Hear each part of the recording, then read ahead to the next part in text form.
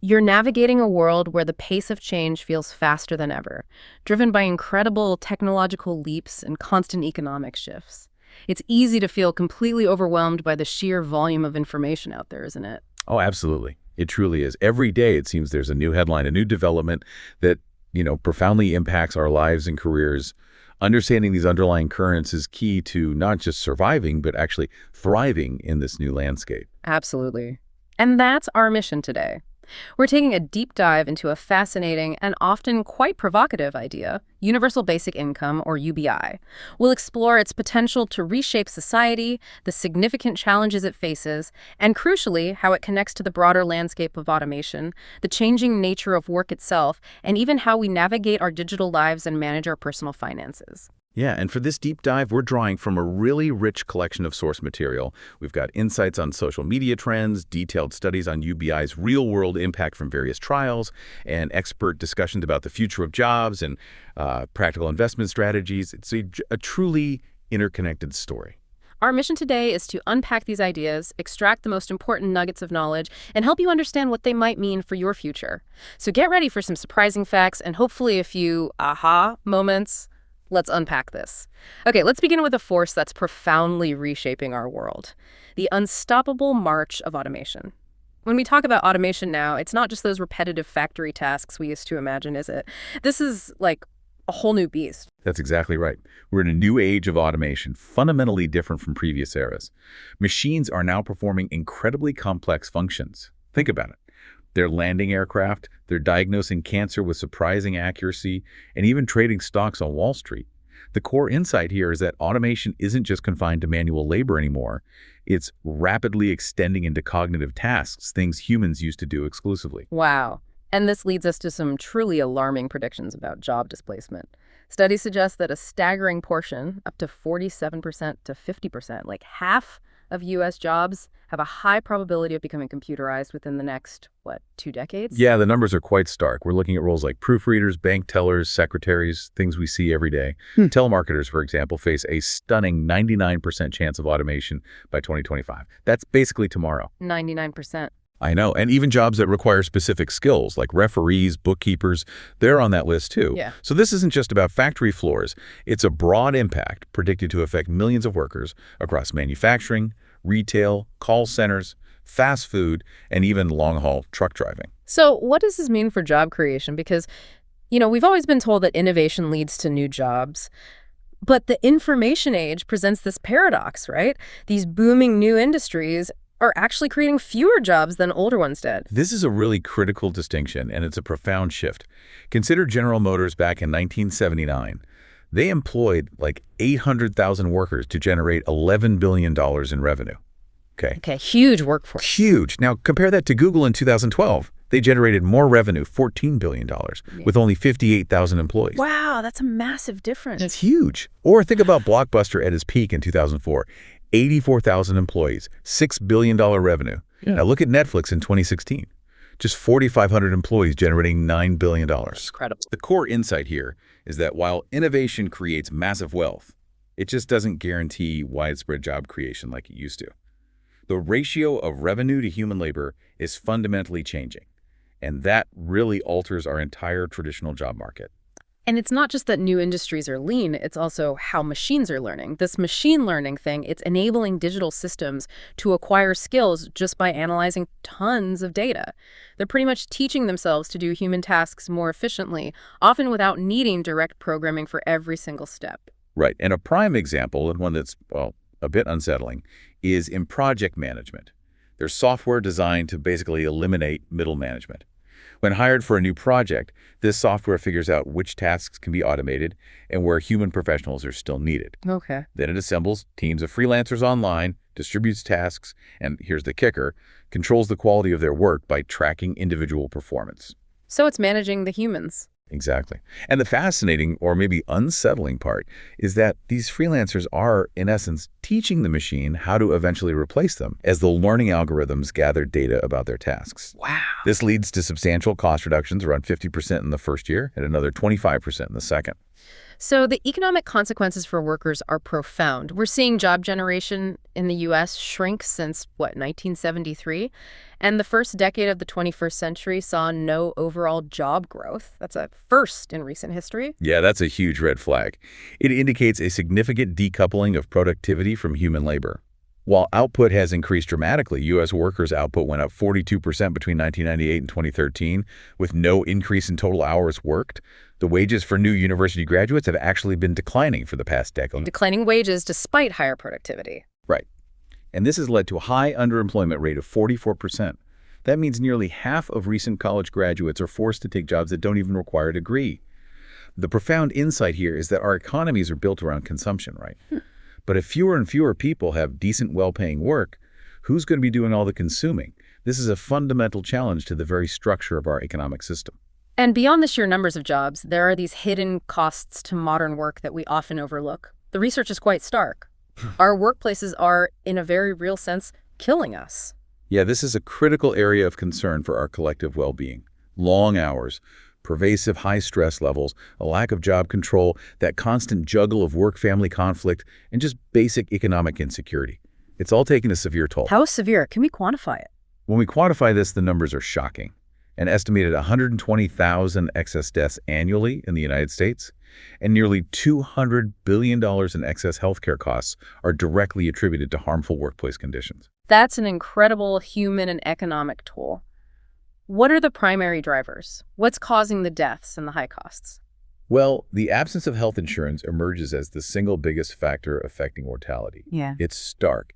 People without access to health care due to lack of insurance are dying prematurely. Okay, so lack of insurance is driving deaths. What about the costs? On the cost side, chronic stressors like economic insecurity and work-family conflict contribute significantly to healthcare expenditures. And this highlights a crucial point. Psychology matters. The chronic stress from work profoundly impacts our physiological well-being, leading to very real and measurable health consequences. It's not just in your head. So if these costs are so high, why aren't employers doing more to address these issues? It seems counterintuitive when you look at the societal burden. Well, currently, employers have very little incentive because these costs are largely externalized. They're basically passed on to society at large.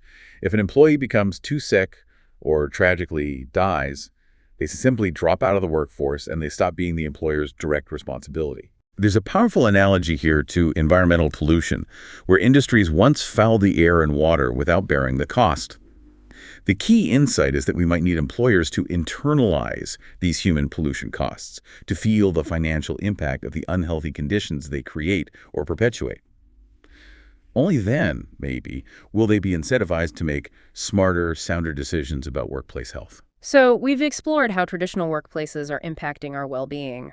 But our lives aren't just defined by our jobs anymore. They're increasingly lived online. And the digital public square, for all its promise, comes with its own set of significant challenges, doesn't it? Absolutely. Platforms like Facebook, Instagram, YouTube, Quora, they're just deeply ingrained in our daily lives. Facebook, for instance, is particularly strong for its pages and groups, offering more diverse options for following interests compared to maybe Twitter or Instagram. It's a powerful tool for connection and information sharing, no doubt. But with that ubiquity comes a lot of user concerns.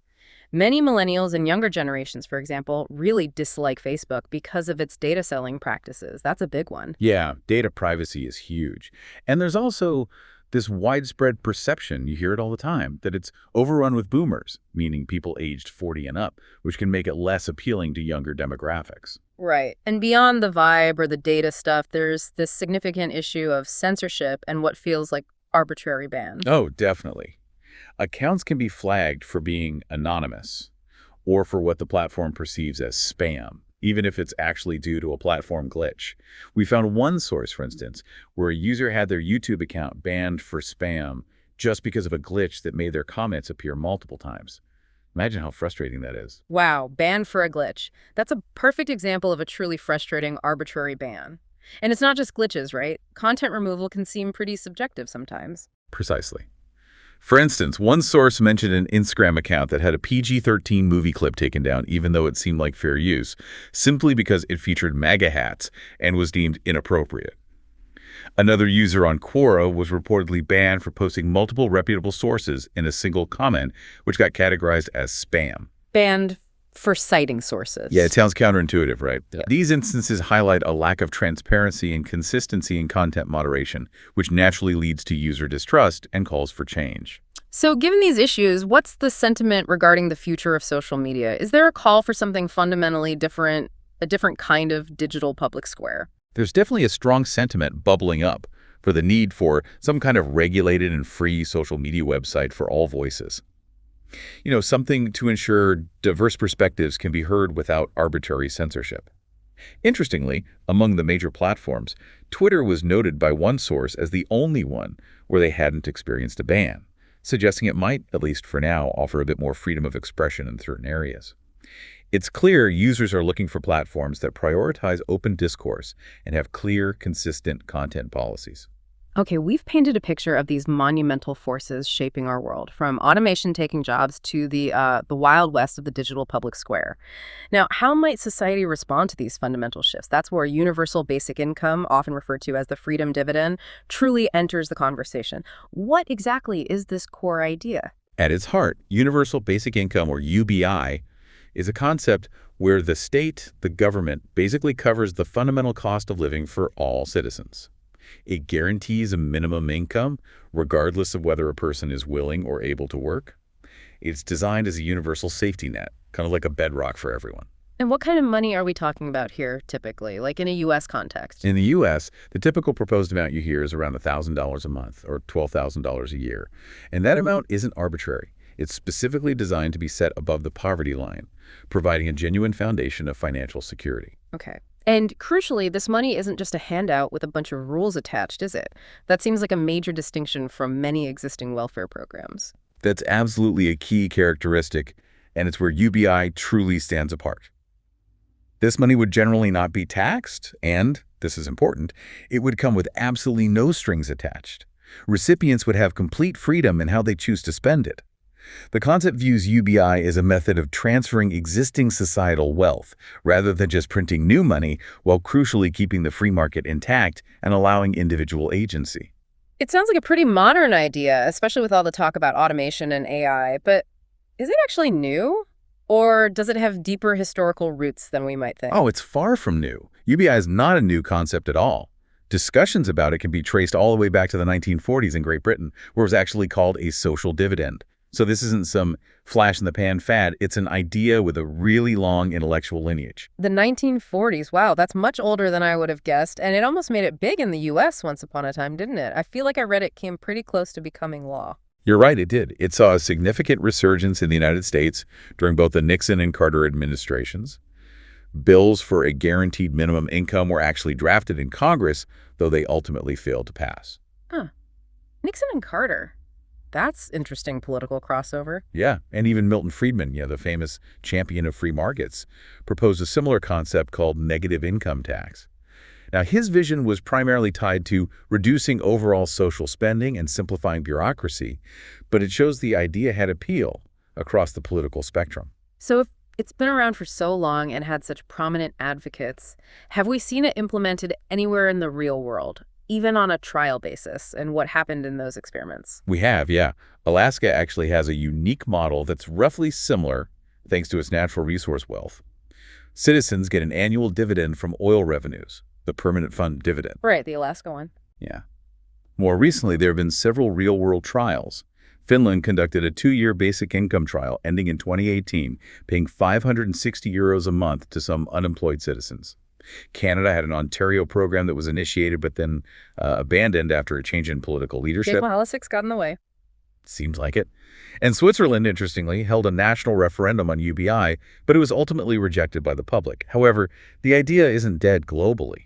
Italy's government implemented a basic income of up to €1,330 per family in 2019, and Germany's planning to recruit 500 volunteers for a UBI study. So it's still very much being tested and debated. That's a lot of different results from varying contexts. How much can we truly learn from these smaller scale experiments? Can they really tell us what would happen if UBI was implemented broadly across an entire nation? That's a really important question that researchers grapple with. There's an inherent challenge in accurately predicting the macroeconomic and socioeconomic effects of UBI based solely on these micro-scale experiments. People often behave differently when they know payments are time-limited versus when they think they're indefinite. Makes sense. A temporary boost versus a permanent floor. Exactly. The true long-term countrywide effects, like significant changes in GDP, effective demand, or employment rates across an entire population, are just very difficult to observe and analyze from limited short-term trials.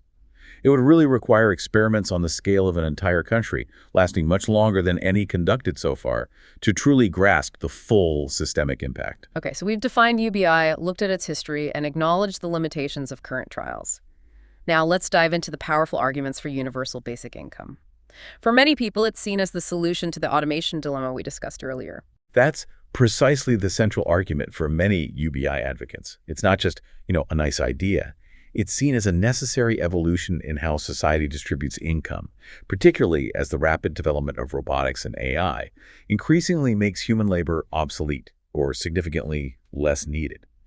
It's a mechanism to ensure economic security in an increasingly automated world. And it's not just academics or politicians talking about this. We're seeing prominent figures from Silicon Valley, the very people driving much of this automation, throw their weight behind UBI. That seems significant. It's fascinating, isn't it, to see these figures from the very industries driving automation also advocating for UBI. You've got high-profile tech titans like Elon Musk, CEO of Tesla, and Mark Zuckerberg, CEO of Facebook, who've publicly supported it. British entrepreneur Richard Branson also sees it as crucial, stating back in 2016 that inequality is probably the biggest prohibitor that we face to create a sustainable and equitable future for all of us. Yeah, their support signals a recognition from those at the forefront of technological change that, hey, maybe new economic models will be required to manage the disruptive forces they're unleashing. Okay, so beyond the automation argument, one of the most compelling cases for UBI is its potential to boost economic activity and dramatically reduce poverty. It fundamentally changes existing welfare programs, transforming them from a ceiling to an income floor. Can you elaborate on that distinction? Because that sounds really important. It is a critical distinction, and it's one of the most powerful arguments. Traditional welfare programs often create what's known as a poverty trap, because benefits are typically cut as soon as a recipient earns more income, essentially penalizing work beyond a certain point. Right, you earn $1 more, you lose $1.50 in benefits, that kind of thing. Exactly that kind of disincentive. UBI, by contrast, is never cut. This means that any additional income earned always improves one's financial situation, ensuring work is always rewarded. The core insight here is that it provides a stable financial foundation from which people can always lift themselves up, encouraging ambition rather than stifling it. And the stable floor isn't just about individual well-being. The data suggests it could stimulate the entire economy, right? Like actually grow the GDP. Exactly. There's data suggesting that $1,000 per month UBI in the U.S. could actually grow the GDP by a remarkable 12% over 8 years. 12%? How? The mechanism is quite simple and powerful. Low-income individuals tend to spend money directly back into the economy almost immediately on necessities like food, childcare, car repairs, things they need right now. This immediate injection of funds increases overall demand, which in turn leads to new businesses popping up and more jobs being created. It's a really efficient way to circulate money where it has the most immediate economic impact. So it's not just free money, it's an investment in the economy, particularly in wage earners who then become consumers and drive demand. Precisely, and studies back this up. They show that every extra dollar going to wage earners adds approximately $1.21 to the national economy. Now compare that to high-income Americans, where every extra dollar adds only about $0.39. Big difference. Huge difference. This underscores the significant economic benefit of broadly distributing wealth and boosting the purchasing power of those who need it most. It leads to a much higher return on investment for the overall economy. Okay, beyond the economic impact, UBI advocates argue it could significantly improve social well-being and mental health. But there's that common concern, you hear it all the time, if people receive unconditional handouts, won't they just waste the money on, cigarettes and booze? Does the evidence support that fear? That is a persistent stereotype, but the research consistently challenges it. A 2013 World Bank study, for example, looked at cash transfer programs and found that poor people do not squander cash on tobacco and alcohol. In fact, the opposite tends to be true, with richer individuals actually consuming more of those things. Huh, okay. So it directly refutes that notion that providing unconditional cash leads to irresponsible spending. It suggests people are rational and prioritize their needs. And what about the other big concern? that people will just stop working and become lazy if they don't have to work for survival. That's probably the biggest fear for many people thinking about UBI. Right, the laziness argument. Again, real-world data from past trials suggest otherwise. Those universal basic income tests conducted in Canada back in the 1970s showed remarkable results. Only about 1% of recipients actually stopped working entirely. Only 1%. Only 1%. And most of them did so for specific reasons, primarily childcare. On average, people reduced their working hours by less than 10%. And crucially, they often use that extra time for things like education, seeking better employment, or personal development. So they weren't just sitting around. No. This indicates that most people want to be productive and will use the UBI as a tool for improvement, not an excuse for idleness. The core insight here seems to be that UBI offers people the freedom and security to seek better work or more meaningful work, not simply no work. That really challenges a common myth about human motivation. And there's a profound psychological component to this as well, isn't there? This idea that economic insecurity impacts our very ability to think and plan effectively. Absolutely. This is perhaps one of the most powerful and, frankly, underappreciated potential benefits. Studies have shown that living under the constant stress of scarcity, the mindset of scarcity, can actually decrease functional IQ by as much as 13 points. 13 points, that's huge. It is huge. It makes individuals less rational and more impulsive. The profound insight is that economic insecurity literally makes us, well, less intelligent in that moment, hindering our ability to solve complex problems. By removing this economic boot off of people's throats, UBI could foster a mindset of abundance, possibility, and optimism. Freeing up mental bandwidth. Exactly. Freeing up mental bandwidth, allowing people to focus on personal development, education, community engagement, and even addressing broader societal challenges like, say, climate change. It allows us to elevate our thinking beyond just day-to-day survival. Another powerful advantage you hear about is how UBI values and supports vital, often unrecognized work.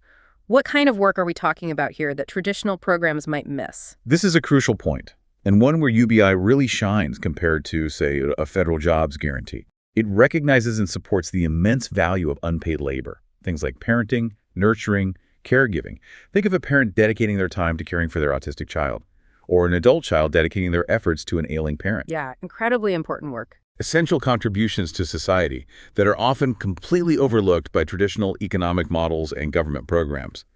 UBI implicitly values and compensates them, allowing individuals to dedicate themselves to this vital work without falling into poverty or having to make impossible choices. Okay, moving to the practical side of things, UBI is also pitched as a way to dramatically streamline bureaucracy.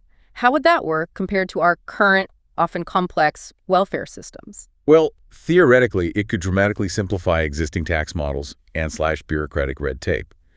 By potentially replacing numerous complex conditional welfare programs with one single unconditional payment, you eliminate the need for extensive administrative oversight, checking formal adherence to requirements, or having bureaucrats control whether specific conditions were met. Less paperwork, fewer hoops to jump through. Pretty much. The core insight is that it moves from a system focused on controlling eligibility and behavior to one focused on empowering individuals. That makes the system potentially far more transparent and efficient. And finally, one of the most surprising arguments for UBI, or at least unconditional cash transfers, comes from a really unconventional place: crime reduction. This sounds completely counterintuitive to many people, the idea of giving cash to potential criminals. It does sound counterintuitive, I agree. But the results from places like Richmond, California are really compelling. The city launched a groundbreaking program called Operation Peacemaker, which offered cash payments, stipends really, to young men identified as being at high risk for gun crimes. Okay, tell us about Rennell Robinson's journey. It sounds like a powerful story that highlights the human impact of this kind of intervention. Yeah, Rennell Robinson grew up in Richmond, which at the time was considered one of the most dangerous cities in the nation. He was just 14 when he was first caught selling marijuana, which led to many subsequent run-ins with the law, including gun possession and spending 2 years in jail. Rough start. Very rough. Despite this, he actually graduated high school and started college. But after his best friend was tragically shot and killed, he kind of slid off track, returning to a cycle of crime, partly, as he saw it, for self-protection. So how did the program intervene? How did Operation Peacemaker change his trajectory? At his mother's urging, Robinson contacted Richmond's Office of Neighborhood Safety. He committed to their fellowship program, Operation Peacemaker. This required him to create a life map of personal goals, go through drug treatment, and hold down a job as a janitor, which the program actually helped pay for. So there were conditions for getting into the stipend part. Yes, there was his fellowship period first. After 6 months of adhering to these commitments, showing he was serious about changing his life, he qualified for the program's boldest element, the cash payment, up to $1,000 a month for as long as 9 months. And what did he do with that money? How did it change his day-to-day life? Did he just buy frivolous things? Not at all, based on the reports. Robinson received the maximum 9 months of stipends. He used it for his first apartment, to buy a car, set up bank accounts basically, engaging in what he called normal people activities. Building a stable life. Exactly. The program also funded educational trips abroad, sent him to London and Paris, incredibly. And he traveled with individuals from rival neighborhoods, fostering unexpected connections and breaking down old barriers. Eventually, he left his janitor job and started training for a higher-skilled job in the oil industry. The core insight here is that a relatively small, though significant to him, unconditional cash injection provided the stability and freedom for him to make entirely different, life-affirming choices. That's truly incredible. What were the tangible results for the city? Did it really impact the overall crime rate in Richmond? Dramatically, yeah. Richmond's homicide rate dropped by half over a decade, from 42 homicides in 2006 down to 21 in 2015. And looking specifically at the program participants, of the 68 men who completed the Operation Peacemaker Fellowship, only about 20% were arrested or charged for new gun crimes later on. Only 13 were convicted and kicked out of the program. That's a remarkable success rate for a program targeting such high-risk individuals. That's stunning. Now, this program also used a really unconventional strategy to build trust. Neighborhood change agents who were themselves ex-felons from the community. How did that work, especially with police involvement? That sounds tricky. It was absolutely key to its success, apparently. These agents, like one mentioned named Joe McCoy, who'd spent 4 years in jail for selling cocaine, were able to connect with these at-risk youth because they understood their experiences, they had credibility within the community that, say, a social worker or a police officer just wouldn't have. Right, street cred. Exactly. They maintained strict confidentiality from the police, which was initially controversial. Some people questioned if it was rewarding bad behavior or enabling crime. However, the mayor and the police chief supported this unconventional approach because it was proving uniquely effective in disrupting those kinds of life choices and actually reducing gun violence. The police chief even acknowledged that it's really difficult for law enforcement to build credibility with those living outside the law, making these community agents vital conduits for change. And are other cities taking notice of this unconventional success? Is this model spreading? Yes, it seems so. Other cities are now reportedly replicating Richmond's Operation Peacemaker program, including Washington, D.C., Toledo, Ohio, and Oakland, California. This indicates a growing recognition, perhaps, of the potential effectiveness of this kind of targeted cash-based intervention in crime prevention and community building. Okay, we've explored a pretty strong case for UBI, touching on automation, poverty reduction, well-being, even crime. But as with any truly transformative idea, it faces significant challenges and criticisms that are crucial to understand. Let's tackle the biggest one first. The perennial question of cost. Because, of course, UBI is not free money. Right, that's the elephant in the room, isn't it? It's the fundamental hurdle and the first question everyone asks. Providing UBI to every citizen requires a truly significant amount of additional revenue. Initial high-end estimates can seem, well, financially impossible. For example, a basic income of $10,000 per year for 300 million people in the U.S. would cost an astounding $3 trillion annually. $3 trillion. To put that in perspective, that's roughly 3/4 of the entire current federal budget. It's just an enormous sum. That sounds like a non-starter for many. But Andrew Yang, who ran for president largely on a UBI platform, offered a detailed financial argument for how his proposed $1,000 a month freedom dividend could actually be funded. How did he break down that seemingly impossible number? Yang argues that the headline cost of $3 trillion isn't the true net cost. He calculates the actual net cost to be closer to $1.8 trillion. And he gets there by factoring in the substitution of existing welfare programs. Currently, the U.S. spends approximately $1.5 trillion on 126 different welfare programs. 126 programs? Wow. Yeah, it's a complex web. Under his UBI plan, recipients already receiving more than $1,000 in benefits would simply keep their current support. Others would receive the difference to reach the $1,000 threshold. So it's not simply piling $3 trillion on top of existing spending, it's restructuring a lot of it. Okay, so it's not completely stacking on top of everything existing. That helps. But $1.8 trillion is still a massive amount of money. Where would that actually come from? Yang proposed a value-added tax, or VAT, as the primary funding source. This is the type of consumption tax collected at each stage of production, common in Europe but not used federally in the U.S. He projected this VAT could generate around $800 billion. And who pays the VAT mostly? He argues that this tax would fall most heavily on large multinational companies like Amazon, Google, and Facebook. The big tech giants, many of which currently pay relatively little in federal taxes compared to their revenue. So the idea is to capture value from automation and these digital giants to fund the dividend. Okay, so taxing the big tech winners, that's $800 billion. What else contributes to closing that $1.8 trillion gap? Another significant chunk, he argued, would come from the economic growth stimulated by UBI itself. This is projected to generate around $400 billion in new tax receipts. How does that work? The UBI pays for itself, partly. That's the idea. The logic is that most Americans live paycheck to paycheck. The stats say 78% and 57% can't even afford an unexpected $500 bill. So providing $1,000 a month would likely be spent immediately on necessities like food, childcare, car repairs, and maybe occasional leisure. This money circulates directly back into the economy, increasing overall demand, leading to more hiring and business activity, and thus generating new tax revenue. Okay, so VAT economic growth. Right. What else? Yes, in part from growth. Additionally, there are projected savings of $200 billion from reduced costs in areas like incarceration, homelessness services, and emergency room healthcare. The idea is that improved financial stability from UBI would lead to fewer people falling into crisis situations that require expensive social services. Makes sense. Less desperation, fewer costly interventions. Right.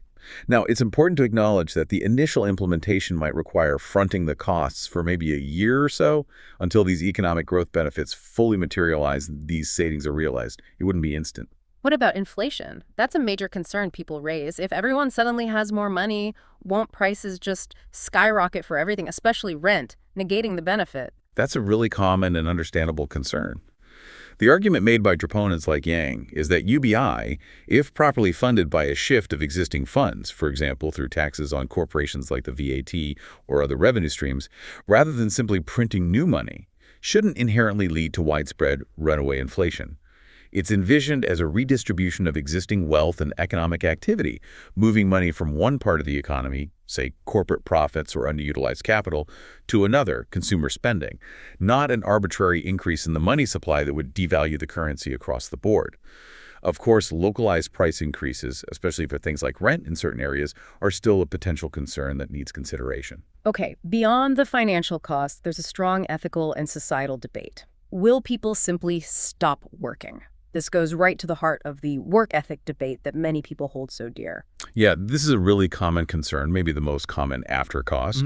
If people don't need to work for basic survival, will they become lazy? Especially when it comes to difficult or undesirable jobs, the dirty work or just plain unfulfilling labor. But work isn't just about money, is it?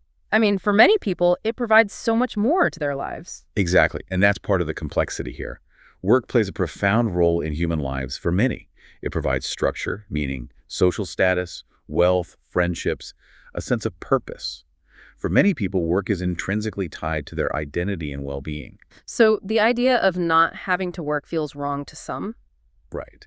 This is why the idea that work might not be essential for basic survival is, for some people, quite appalling, or even morally objectionable. There's a strong cultural belief in many places that contributing through labor is fundamental to human dignity and societal function. However, if we look at current statistics on work engagement, it paints a very different picture of how people actually feel about their current jobs, doesn't it? It really does. Gallup polls consistently show low work engagement. Only about 33% of U.S. employees are considered truly engaged at work. That leaves a staggering 67% reported as either actively miserable or merely physically present, just going through the motions. 2/3 are disengaged or miserable. Yeah. This suggests that a significant portion of the workforce is already doing work they don't care about, mainly because they have to for survival. The core insight here, from the pro-UBI side is that UBI could potentially give people the leverage, the financial security to demand better conditions, seek more fulfilling work, or pursue education and training for new opportunities rather than simply stopping work altogether. It could transform work from a sheer necessity for survival into more of a choice for fulfillment or contribution. Okay, another area of concern with UBI is government power and potential geographic disparities. How could a single large-scale program affect governance and where people live across the country? Well, there's a concern, often raised by conservatives but not exclusively, that replacing many individual welfare programs with one single massive payment could give the federal government too much leverage. A UBI, once established and relied upon by millions, could potentially become a target for drastic changes or cuts by future populist leaders or shifting political winds, making the very foundation of people's economic security incredibly vulnerable to political whims. Centralizing vulnerability in a way. Yeah, that's one way to look at it. And geographically, how would a fixed $1,000 a month impact different regions, given the vast differences in cost of living across the U.S.? Right. $1,000 buys a lot more in rural Iowa than in Manhattan. Exactly. It's a very valid point. A fixed amount like $1,000 per month, while potentially life-changing in rural areas with lower costs, wouldn't go very far in expensive metropolitan areas like New York or San Francisco. This disparity could potentially lead to a geographic shift, maybe with poorer populations moving outwards from cities in search of more affordable living. Which could concentrate poverty in some areas and wealth in others even more. It's a potential consequence that needs consideration. It could exacerbate existing rich-poor divides across different regions. Ultimately, while UBI aims for greater baseline equality, some critics argue that human nature itself, with its varied motivations, ambitions, and skill sets, means that economic stratification would naturally reemerge over time, even with a basic income floor. A perfectly flat, equal world, they argue, isn't feasible, and UBI wouldn't fundamentally change human drives or the emergence of hierarchies. So moving from the theoretical arguments for and against, what have we learned from actual real-world UBI-like experiments? Let's start with unconditional cash transfers in Africa, spearheaded by an organization called Give Directly. That sounds really interesting. Yeah, Give Directly is doing some really pioneering work, a truly new approach to humanitarian aid in Eastern Africa, particularly in Kenya and Uganda. Instead of providing traditional aid like medical supplies or food, which often comes with overhead and potential misuse, they provide unconditional cash directly to the needy via mobile payments. Just cash, no strings. Exactly. The core insight is empowering individuals to make their own choices about what they need most, based on their own circumstances, rather than having outsiders decide for them. What kind of direct impact has this had on people's lives? Can you share some examples from the sources? Absolutely. The sources mention people like McLean India, a subsistence farmer who received a $1,000 cash grant. Now, that was about 10 times her typical annual earnings. She used it to build a bigger, better house for her family, a durable asset. Wow, transformative. Totally. Other recipients mentioned used the money for essential needs, like buying food and clothes, purchasing livestock, another asset, paying dowries, a cultural necessity in some places, or starting small businesses, like a chicken broth stand or a barbershop. It's about giving people the dignity and agency to identify and address their own most pressing needs and opportunities. And what do the research findings say about how this money is actually spent? Does it lead to positive outcomes overall? Did they just spend it on alcohol, like the stereotype suggests? The studies on Give Directly's work have yielded really impressive results. Recipients, on average, increased their livestock ownership by 50%. They reported a significant decrease in depression, and, importantly, addressing that stereotype directly, they did not spend more on alcohol and tobacco. So the research refutes the stereotype again? Consistently.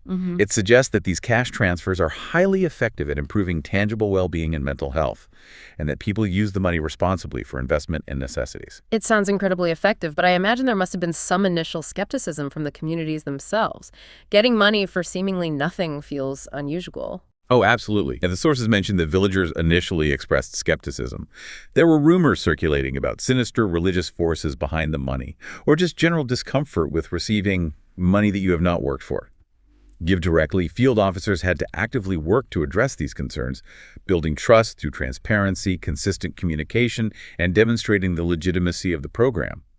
Interestingly, even the Kenyan government's own cash grant programs, which are much smaller, around 20 a month, were seen as potentially benefiting from Give Directly's rigorous transparency and vetting process. Give Directly is even embarking on an ambitious 12-year UBI experiment in Kenya now, right? What's the goal of such a long-term trial, especially given what we've learned from shorter ones? Yeah, this is a really big one. In this experiment, they're providing $22 a month, which works out to about 75 cents a day, to every single adult in about 300 villages for 12 years. 12 years. 12 years.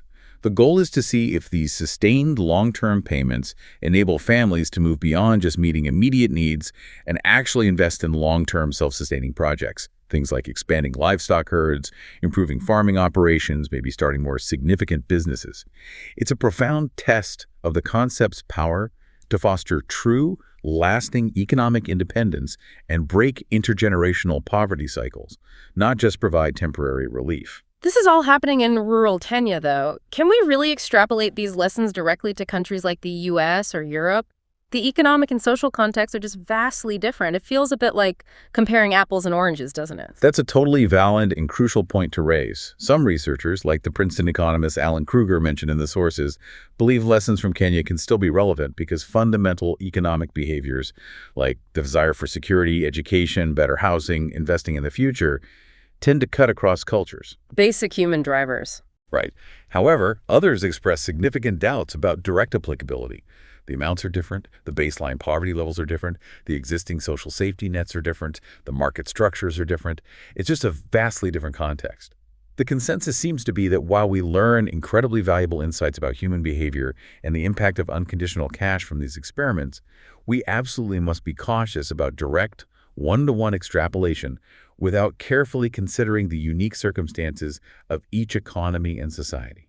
Okay, moving stateside, we have the Stockton, California UBI trial. This was a local initiative that got a lot of attention. Tell us about that one. Right, the Stockton Economic Empowerment Demonstration, or SEED.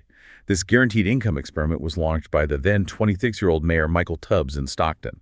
It's a city where reportedly 25% of the population lives in poverty, and another 25–30% are just one paycheck away from it.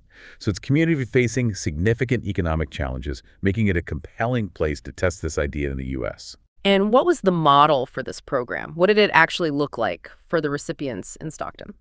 The program provided $500 a month to about 100 families living in neighborhoods at or below the city's median income.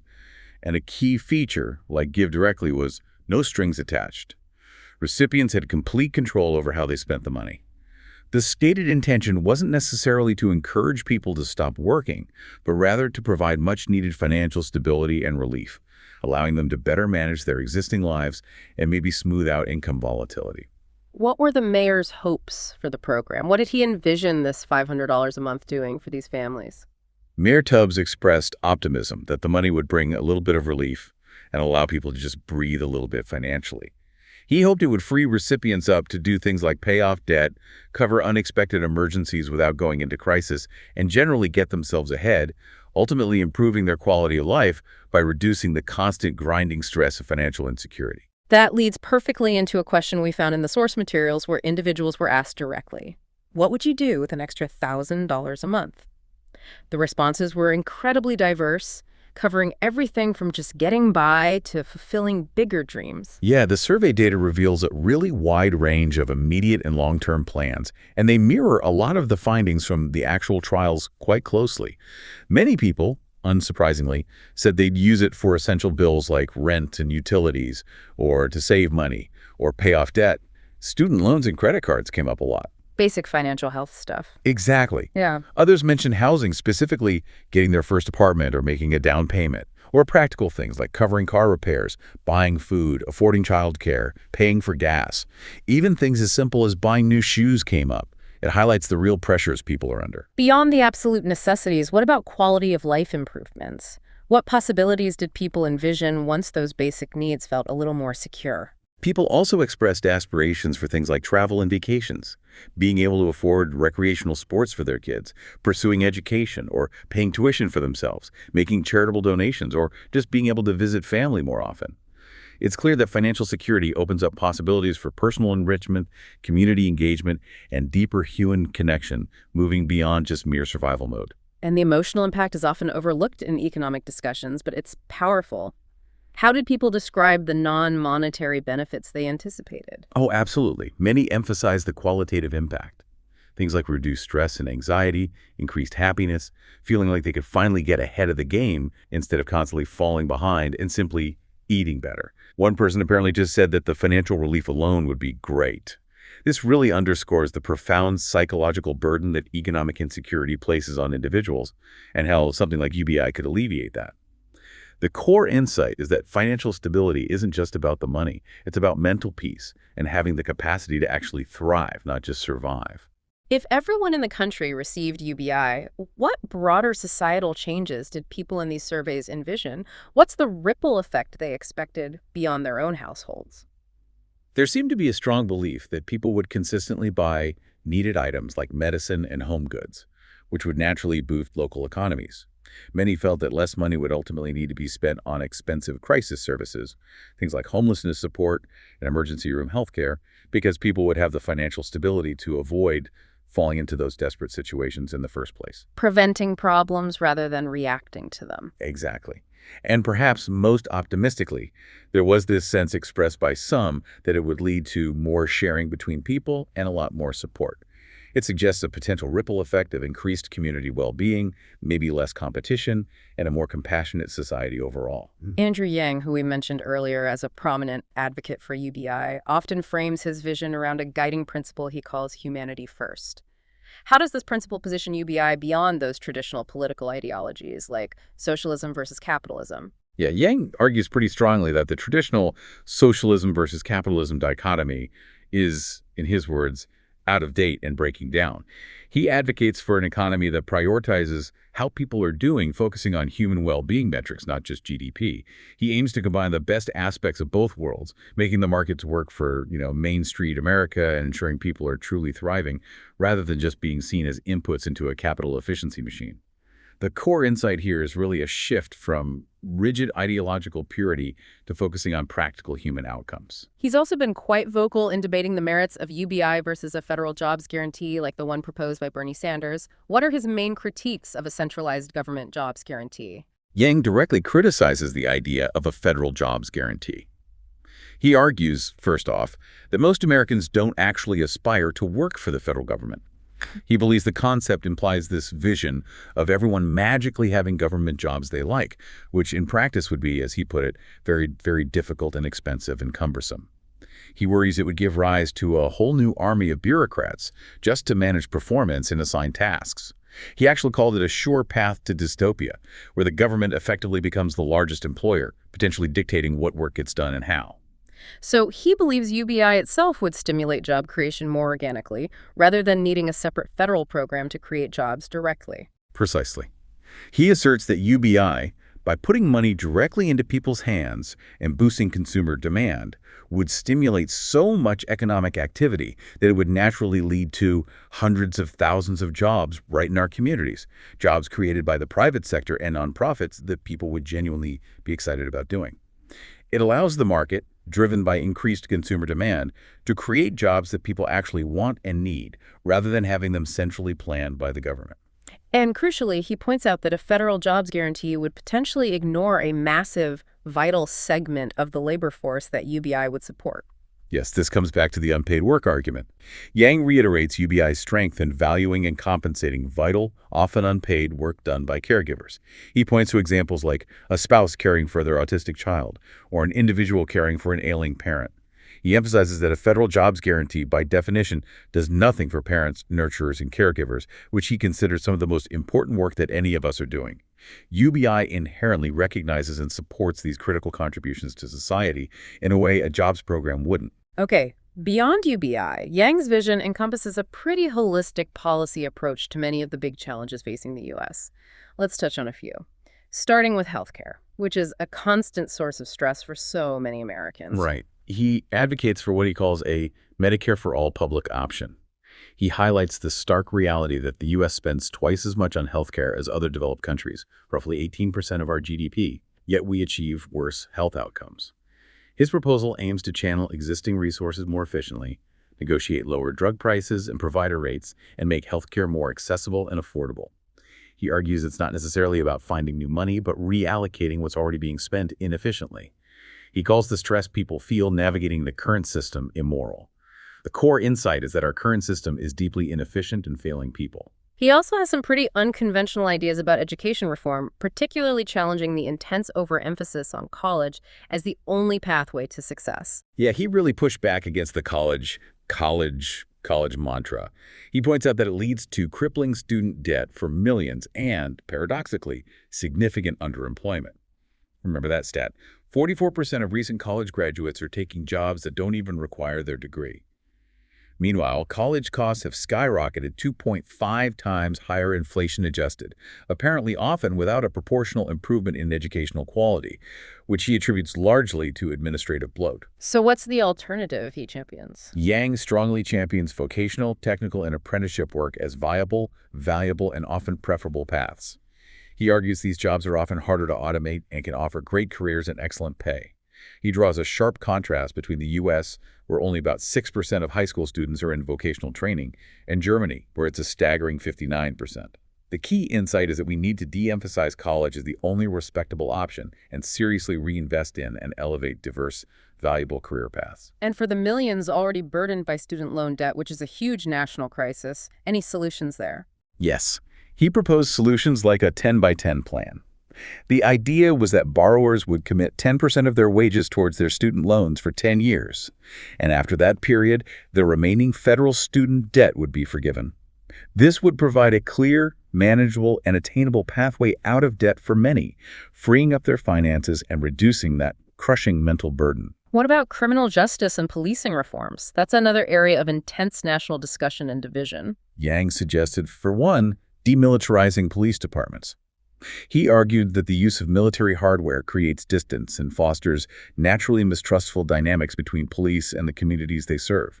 He also proposed federal funding for body cameras for all police officers nationwide. He estimated the cost at a relatively trivial several billion dollars in the grand scheme of federal spending, arguing that this would make recorded interactions a national standard, increase accountability, build trust, and be difficult for municipal departments to refuse if the funding was provided. Immigration is another really hot-button issue with deep divisions. What was his stance, according to the sources? He took a clear stance against mass deportation, deeming it not only impossible logistically and inhumane, but also economically catastrophic, given that there are over 12 million undocumented immigrants, currently estimated to be in the U.S., many working and contributing. Instead, he advocated for creating a pathway to citizenship. This pathway would be contingent on requirements like paying back taxes, having no felony criminal record, and abiding by a substantial waiting period, perhaps something like 18 years, before becoming eligible for full citizenship. The idea is to bring people out of the shadows and create a new class of legal residents integrated into society. And how does UBI, this seemingly economic policy, connect to an existential threat like climate change? It feels like quite a leap from individual financial security to tackling a global environmental crisis. It's a fascinating connection he makes. Yang clearly acknowledges climate change as an existential threat and supports standard policies like a carbon tax and dividend, rejoining the Paris Accords, and investing heavily in resilient infrastructure. However, he positions the freedom dividend, his UBI, as a crucial intermediate step, almost a prerequisite for effective climate action. Yeah, so... He explains that by lifting the economic boot off of people's throats and reversing that mindset of scarcity, which, remember, studies suggest decreases functional IQ by 13 points, UBI can free up society's collective energy, focus, and willingness to address long-term, complex problems like climate change. When people aren't consumed by daily financial struggles and anxiety about survival, they simply have more mental bandwidth and psychological capacity to consider the future, support necessary investments, and accept potentially disruptive changes needed to combat the climate crisis. The core insight, as he sometimes put it, is you can't ask people to worry about melting glaciers if they're worried about putting food on the table tonight. That's a really powerful framing. He also talks about combating something he calls zero-sum thinking. What exactly is that, and why does he see it as such a major challenge for the U.S. right now? Yang identifies this widespread zero-sum thinking as perhaps the biggest underlying challenge facing the U.S. It's the ingrained belief that one group's gain must inherently come at another group's loss.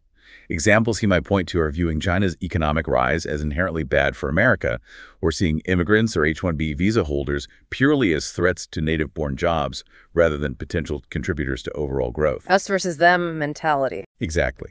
a scarcity mindset applied to national and global issues.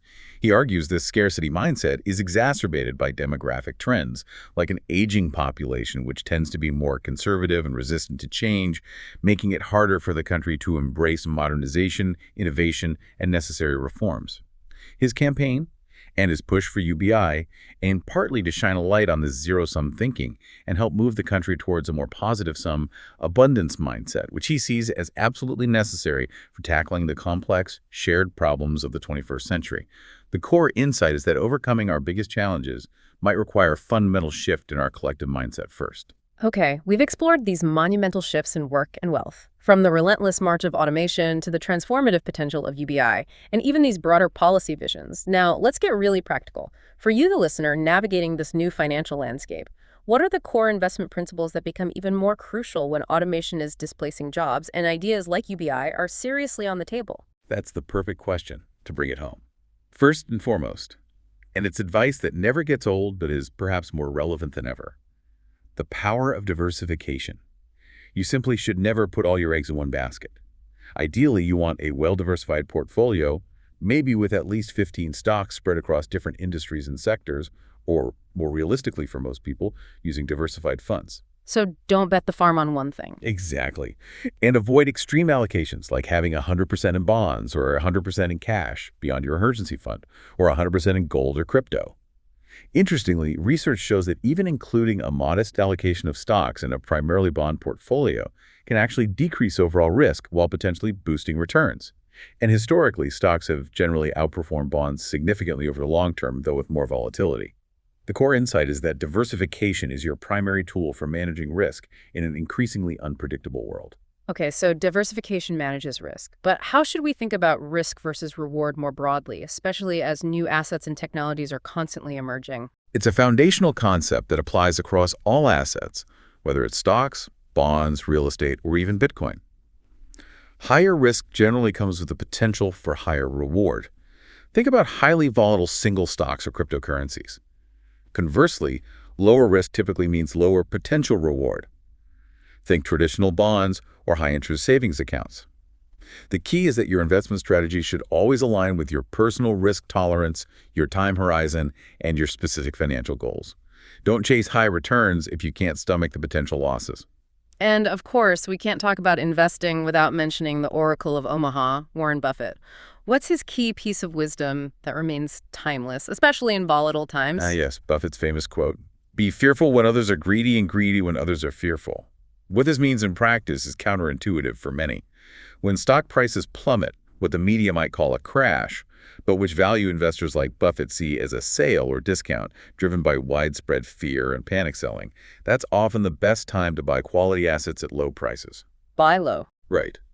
Conversely, when prices are being driven up rapidly by widespread greed, euphoria, and hype-think bubbles, that's a time to be cautious, maybe trim positions, and avoid getting caught up in the frenzy.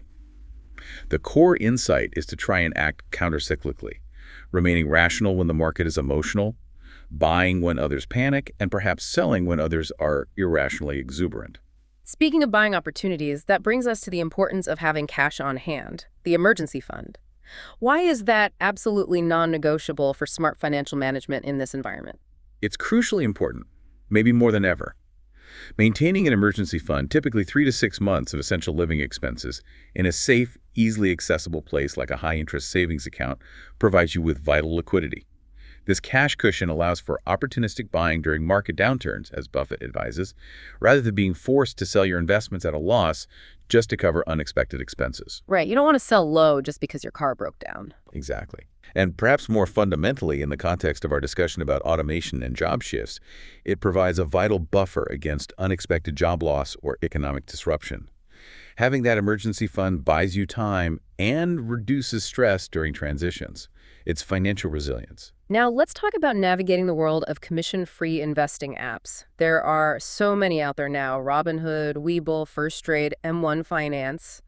They've really democratized access to the markets for everyday people. Should you just pick one and stick with it? My advice, based on the source material discussing these, is to consider actually utilizing multiple commission-free brokerage apps. Why? because each often has unique features, different interfaces, and sometimes they offer attractive sign-up or referral bonuses that you can leverage to maximize your initial capital or just get a feel for different platforms. There's no rule saying you can only use one. Okay, let's run through some popular ones mentioned and their standout features. What makes Robinhood a go-to for many beginners? Robinhood is frequently cited as perhaps the simplest app to use, really known for its minimalist, user-friendly interface. It's generally considered trustworthy for basic stock and ETF trading. A useful feature it provides is the ability to place good-till-canceled limit orders for up to 90 days, which gives you flexibility in setting your desired buy or sell price over a longer period. And Webull seems to offer more advanced features for those who want to dig deeper into analysis. That's right. Webull stands out for its more extensive features, particularly its advanced charting tools, technical indicators, graphs, and even things like unique support and resistance level analysis, which helps traders understand stock trends from a technical perspective. They also often have potentially lucrative free stock bonuses for signing up and funding an account. The key difference is its focus on providing more robust analytical tools for more active or technically minded traders. What about First Trade? What sets it apart in this crowded field? First Trade is positioned as another relatively simple option, and it might have a strong referral bonus structure at times. A unique feature highlighted is its Dividend Reinvestment Plan, or DRIP. This automatically reinvests any dividends you receive from stocks or ETFs back into buying more shares, even fractional shares, of the same security. This is a really powerful passive feature for compounding returns over the long term without needing manual intervention. They also apparently provide educational video resources, which can be very helpful for new investors. M1 Finance has gained popularity for its automated portfolio-based investing. How does that work, and are there any nuances or downsides people should be aware of? M1 Finance operates a bit differently. It's a free platform offering fractional shares, but its core concept is building a portfolio of stocks and ETFs based on allocations you choose. They call these pies. Then it automatically invests your deposits and reinvests dividends according to your target percentages, keeping your portfolio balanced. It's great for automated diversified investing. Sounds good, but what's the catch? A potential caution mentioned is that because M1 primarily uses market orders during specific trading windows, it might not be ideal for trading very low volume or volatile stocks, as market orders can sometimes lead to unfavorable execution prices compared to limit orders. They also offer a premium membership, M1 Plus, and margin lending, M1 Borrow, but the premium membership is generally only seen as cost-effective for those with larger portfolios, like $100,000 plus, who are actively using the margin features. Are there any other apps worth noting for specific features that might appeal to different types of investors? The sources also mentioned Capital, which is primarily focused on savings goals and budgeting, using rules to automate savings and investing, but it does come with associated monthly fees, so it's more of a savings tool with investing features. Fidelity was noted for a distinct feature allowing users to invest using funds directly from PayPal, offering a unique on-ramp for some users, and they also offer a wide range of commission-free ETFs, being a major established brokerage. Okay, so we've got the platforms covered. What about some practical trading advice for actually making the trades, especially for new investors who might be intimidated? First and foremost, and this was emphasized, always try to use limit orders when buying or selling stocks, especially individual stocks. A limit order lets you specify the maximum price you're willing to pay when buying or the minimum price you're willing to accept when selling. This gives you control over the execution price.